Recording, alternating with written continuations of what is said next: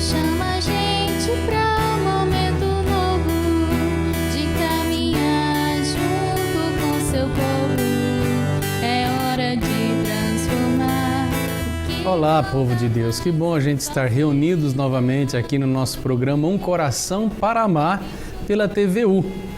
É com imenso prazer hoje que nós trazemos aqui, dando sequência ao que nós falamos do programa anterior, né, no domingo passado, sobre a reforma da Paróquia Santana. E hoje eu trouxe uma pessoa que vai corroborar tudo isso daí, vai nos falar um pouco daquilo que é o sentido do porquê que se precisa fazer essa reforma na nossa paróquia, então. Eu vou pedir para ele que se apresente a você que está nos assistindo, né, que aí a gente vai dialogar um pouquinho, tudo bem? Tudo bem. Queria agradecer em primeiro lugar o convite feito principalmente pelo Padre Elígio e a Talestre. Meu nome é Hélio César, sou engenheiro civil, não sou lavrense, mas me encontro radicado em Lavras há bastante tempo e vim aqui ajudar um pouco nesse trabalho que está sendo feito de recuperação da igreja. Tenho trabalhado voluntariamente e vim participar do programa para esclarecer o que está sendo feito no momento. Tá certo. É bom lembrar, né, que ele está prestando de fato esse serviço de forma voluntária. A igreja ela precisa de ajuda. E uma das formas que ele encontrou, né, é prestando esse serviço, né, já que ele já é credenciado para isso, é gabaritado para isso, né, tem lá a sua empresa, chama Ingel. Então, então ele vem aqui nos ajudar também, passando algumas informações e ajudando a paróquia naquilo lá. Bom, a obra, né, nós vimos no programa passado, ela teve início mais ou menos em 1900, ou antes um pouquinho. A construção da nossa paróquia de Santana. E aí, como disse a Talestre, né, em várias ocasiões, né, em vários anos, durante todo esse percurso até hoje, várias foram as reformas feitas, né, na nossa paróquia. E por último, né, o Hélio foi até chamado para fazer aquela parte externa ali, não é? Sim. Que é aquela construção nova ali, né, para projetar exatamente, para não descaracterizar tudo aquilo lá. E aí, de fato, ele começou a prestar um serviço, né? E como é que é a construção de 1900 para hoje?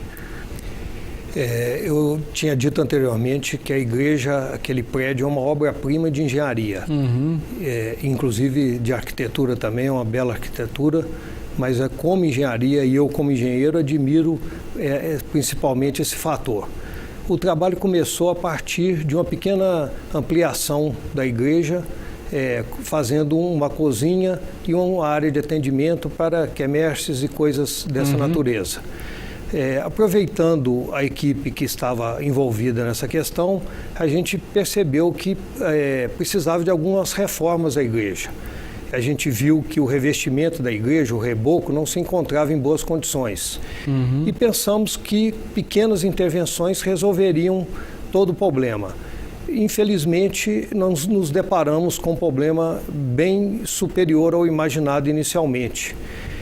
O revestimento da igreja se encontra em mau estado de conservação, até porque o material empregado no mesmo já data de mais de 100 anos e naquela oportunidade acredito que não havia o cimento disponível. Não tinha os recursos que se tem hoje, né? Não tinha esses recursos. Né? Tem algum produto que foi utilizado lá, que eu suponho que tenha sido o cal, que substituiu o cimento. A argamassa tem uma certa consistência, mas ela com o tempo deteriorou e hoje a gente vê que ela precisa ser praticamente toda substituída. E começamos esse trabalho que aparentemente é simplesmente uma maquiagem, mas na realidade tem muito mais do que isso por trás. E além dessa questão do revestimento, a gente percebeu também problemas estruturais no prédio. Algumas alvenarias estavam apresentando trincas e poderiam, ao longo do tempo, até comprometer de forma mais grave o prédio. Vocês começaram fazendo o reboco por fora? Sim. Começaram do lado da construção dessa nova cozinha ali? Exato. E ali foram tentando fazer durante a parte externa, foi quando descobriu então que existia algo lá dentro da própria igreja que estava precisando de um trabalho maior, que não era só aquilo lá. Exatamente. Nesse trabalho de ampliação, a gente percebeu que o revestimento, no caso o reboco, não se encontrava em boas condições e resolvemos então a fazer essas reformas, né? Julgando inicialmente que elas seriam restritas ao revestimento. E percebemos que, além disso, nós temos um problema sério de cobertura. O telhado dela apresenta problemas de grande gravidade, que inclusive pode comprometer estruturalmente o prédio, pode comprometer a igreja. Existiam problemas de infiltrações de água pluvial, as calhas se encontravam em mau estado de conservação. Eu achei até que você tinha sido chamado exatamente a partir daí, mas você já foi chamado antes então. Fui chamado antes. Nessa etapa, inclusive, da recomposição do sistema de coleta de água pluvial, eu até por motivos particulares não pude me envolver tão diretamente nessa questão, mas também dei a ajuda que foi possível naquele momento. E a gente percebeu que a água de chuva estava infiltrando nas alvenarias e a questão da cobertura que eu estava dizendo, ela estava fazendo um esforço que não deveria acontecer, ela estava empurrando lateralmente as paredes e aquilo estava ocasionando trincas. Percebemos então que deveria receber também um tratamento na questão estrutural. Foram feitos alguns pilares, alguns reforços em termos de cinta, procurando ampliar a vida útil daquele prédio, né, que, como eu disse, é um patrimônio não só da Igreja Católica, mas eu acredito que da Igreja, porque é uma bela obra de engenharia com uma arquitetura muito admirável. Então, eu acho que todos nós deveríamos fazer um pouquinho para tentar ajudar isso aí. Bom, nós vamos para um breve intervalo e voltamos já já. Quero dar sequência nessas vigas, nessas coisas que foram faladas aí. Continue ligado conosco e voltamos já já. Por isso vem, entra na roda com a gente também. Você é muito importante, por isso vem.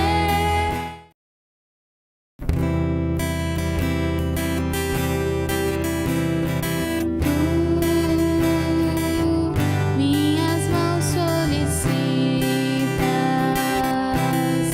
meu cansaço. Olá, gente. Que bom a gente retornar aqui no programa Um Coração para Amar e que bom que você continua ligado conosco aí. Nós vamos dar sequência, então, falando um pouco sobre a reforma da nossa paróquia Santana. Chamou a atenção um pouco, Hélio, esse trabalho, por último, que você disse ali, né?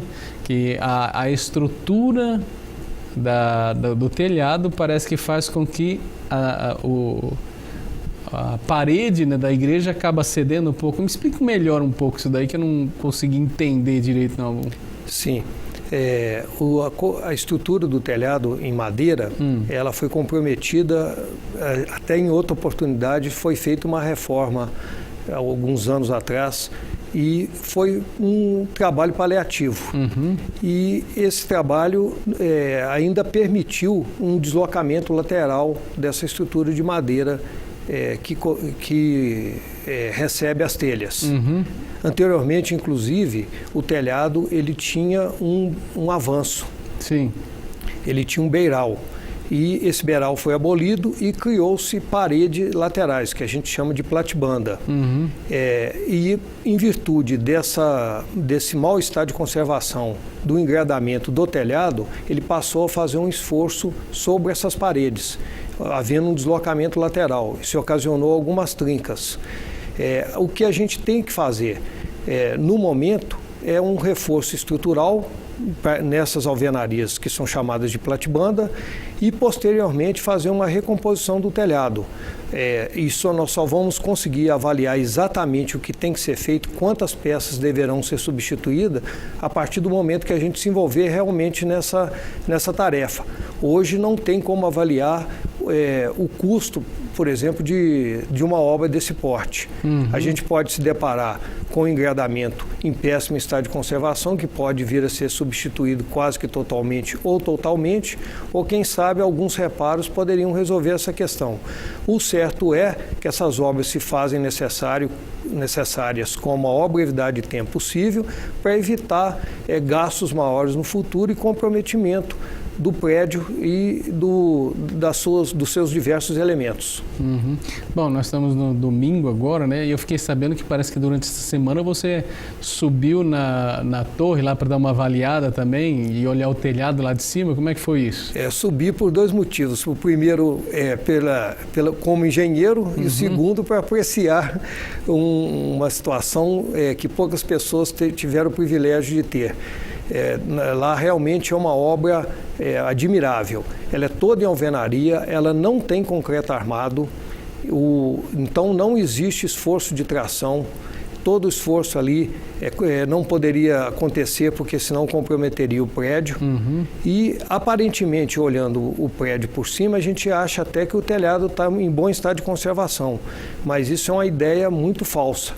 Quando você verifica por baixo, entre o forro atual de PVC e as telhas, a gente vê que o engradamento não está em boas condições. Como eu disse, não é possível avaliar sem talvez remover esse forro para dar uma olhada realmente de perto. Bem, nós estamos fazendo agora esse reboco. Sim. Né? Depois nós temos então a troca, ou pelo menos averiguar esse telhado e possivelmente trocar uma grande parte dele. Reforma é sempre ou é um período só? Como é que vai ser isso? Uma igreja como essa, assim, não tem como falar? O que a gente sabe é o seguinte, que essa reforma se faz necessária nesse momento, mas a gente reconhece que daqui a algum tempo ela vai ter que passar novamente por intervenções semelhantes a essa. Eu costumo às vezes até dizer o seguinte, a gente acha que o prédio é uma coisa eterna, que não precisa de nenhum reparo, mas o nosso carro, por exemplo, a gente tem desgaste do motor, a gente tem que levar ao mecânico, então o prédio não é diferente, numa analogia um pouco grosseira, de um carro. Ele tem que passar constantemente por reformas. É um prédio, como a gente falou anteriormente, centenário, então a gente sabe que no futuro vão acontecer outras reformas. Interessante, porque ali até na semana passada eu estava conversando com a Thalessa, ela fala que devido ao número de fluxo de veículos que se passa aí, a gente pensa que não, mas aquilo também abala um pouquinho toda a estrutura do prédio, não sei, imagino eu, né? Sim, até por causa dessa questão que eu falei, por não existir concreto armado no prédio. Ele é feito simplesmente de alvenaria. Para quem é uma questão um pouco técnica, para quem conhece um pouco de construção, vai perceber que é uma situação que hoje nós talvez não tivéssemos mão de obra para fazer o prédio conforme foi feito, entendeu? Sem um emprego de aço. Né? Ali só existe tijolos e argamassa, mais nada. Toda a parte que não se refere a isso, porque tem alguns trilhos lá em cima, mas ele não tem esse objetivo de trabalhar conforme concreto armado. Então é uma obra realmente muito interessante. Por isso que é um patrimônio da cidade que deve ser preservado e deve ser ajudado também, não é? Sim, concordo. Eu acho que toda a população deveria se envolver nessa questão. É a hora de ajudar. A igreja está passando por essa situação de grandes gastos. Sim. Já foi dito pela Thalessa em outra oportunidade o que se gastou até hoje e uma estimativa grosseira do que pode vir a custar essa obra como um todo. Né? Só relembrando, o que se gastou até atualmente, eu não estou exatamente afinado com essa questão, mas a gente sabe que foi mais de 50 mil reais. Por aí, e a gente não ficaria surpreso se toda a obra custasse mais de 300 mil reais. Entendeu? E ainda toda reforma, né? Para quem passou por alguma reforma em casa, sabe como é que isso funciona. A gente começa pensando que vai fazer um determinado gasto e, infelizmente, no final, na conclusão das obras, a gente vê que gastou muito mais do que se imaginou inicialmente. Reforma é ingrata nesse aspecto. Bem, e é para isso que nós estamos chamando a atenção de vocês que estão aí em casa, né? E também de todos os paroquianos, até mesmo de todos aqui lavrenses, né? a nossa paróquia está precisando de uma reforma e, baseado nisso, por necessitarmos então de dinheiro para poder fazer essa reforma, nós fizemos frente aí com 4 situações em que a gente pode estar ajudando a paróquia. O primeiro foi a criação de envelopes, né, onde as pessoas podem, pegando o envelope, levar para casa e fazer a sua contribuição de forma espontânea, na quantidade que ele achar por bem, e deixar lá na paróquia. É uma forma de você ajudá-la, então, naquilo que ela precisa. No segundo momento, nós fizemos também ali as barraquinhas, né? Todos os finais de semana nós temos as barraquinhas funcionando, as pastorais estão ajudando, e aquele que participa da missa depois pode comer aí um pastel e ao mesmo tempo está ajudando a paróquia.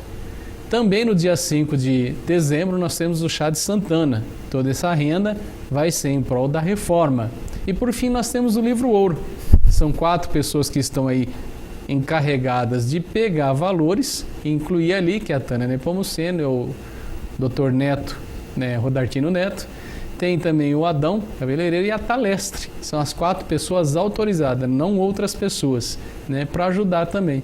E você pode estar ajudando então a nossa paróquia, ligando lá, passando por lá, para a gente poder então, reformando-a, participar melhor da igreja. Lembrando que é reformando a igreja de Pedra, que depois nós vamos reformar a igreja de Pedro. Continue ligado conosco, agradeço a participação do Hélio, a ajuda, a colaboração dele, né, na reforma da nossa paróquia. Continue ligado conosco, nós voltamos já já com a adoração ao Santíssimo Sacramento.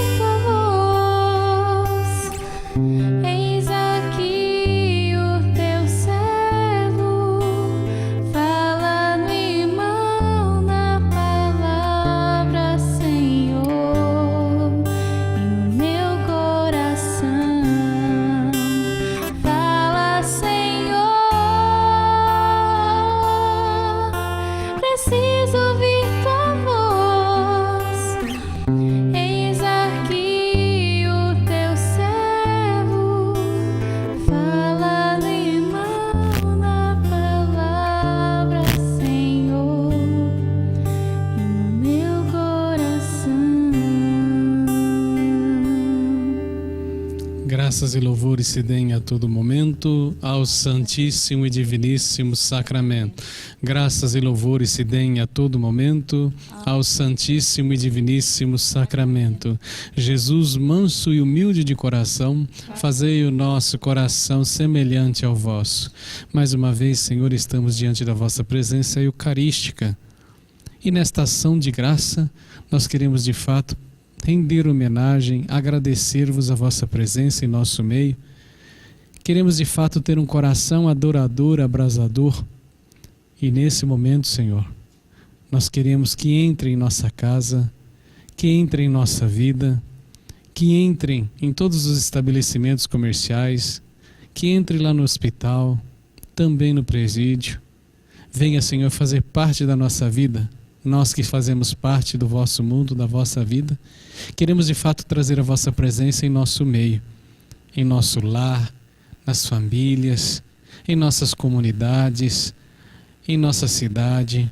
Senhor, nós queremos de fato ser tocados por vossa presença, nós queremos de fato adorá-lo de todo o nosso coração, queremos de fato, prestando essa homenagem, Senhor, buscar-vos de todo o nosso coração, porque nós queremos de fato prestar esse momento de homenagem a vós, queremos de fato ter um coração adorador, um coração de fato que sirva de toda a nossa vida, com toda a nossa existência. E diante de vós, Senhor, nós queremos adorar a vossa presença real, nós queremos de fato viver esse ideal de comunhão contigo, na presença real.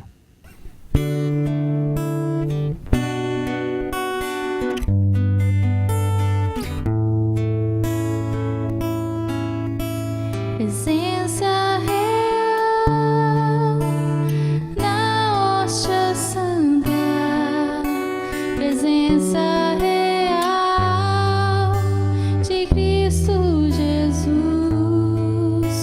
Cordeiro imolado, puro e sem mancha. O Cordeiro é o Filho de Deus Criador.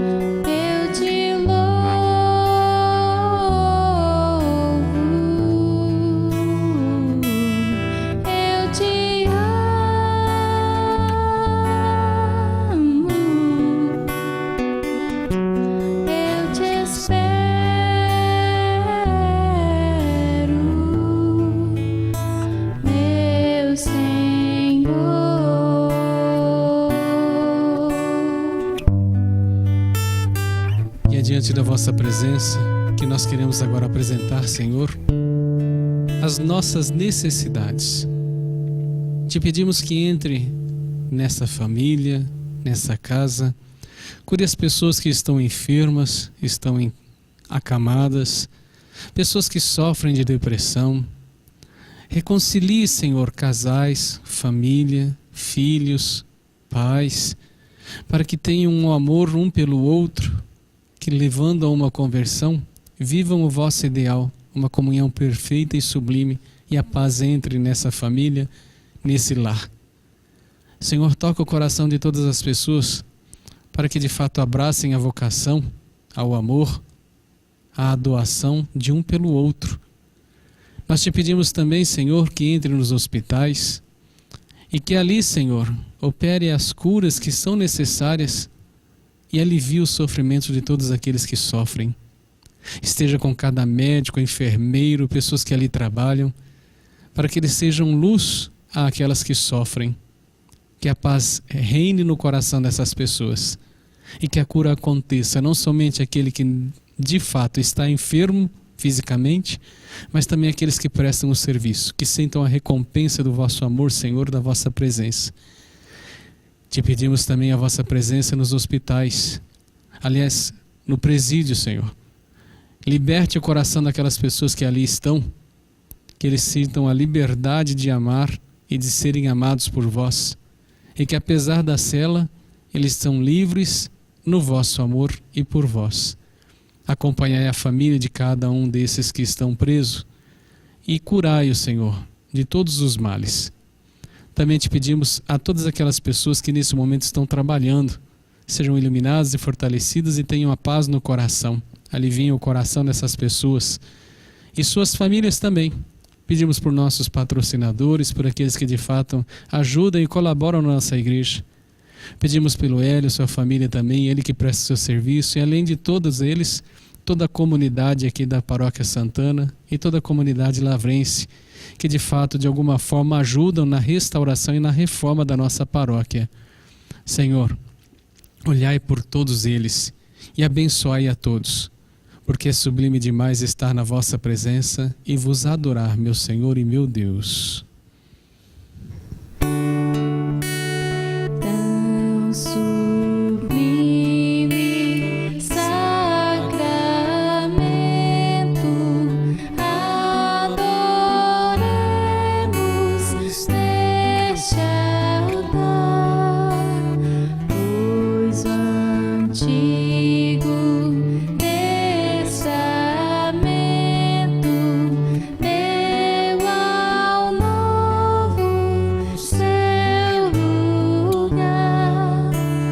Venha a fé por suplemento, os sentidos completar. Ao eterno Pai cantemos, e a Jesus o Salvador. Ao Espírito exaltemos na Trindade eterno amor. Ao Deus uno e trino demos alegria do louvor.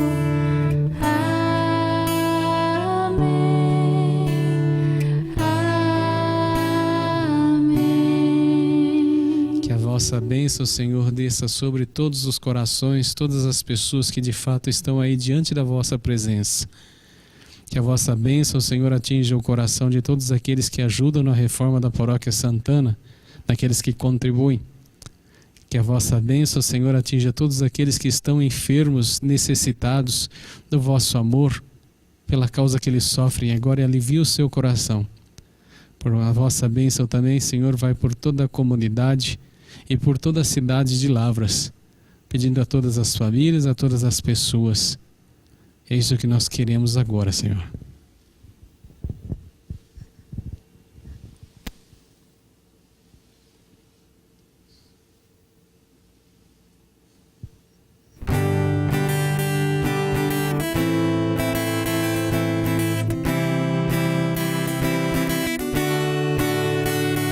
Uma vida nova em Cristo, venha experimentar. Mais uma vez, então, terminamos a nossa programação Um Coração para Amar pela TV Universitária.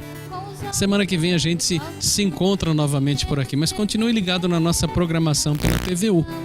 Deixo-vos a bênção do Deus Todo-Poderoso, que é Pai, Filho e Espírito Santo. Amém. Fiquemos em paz e que o Senhor sempre nos acompanhe. Graças a Deus. Hoje,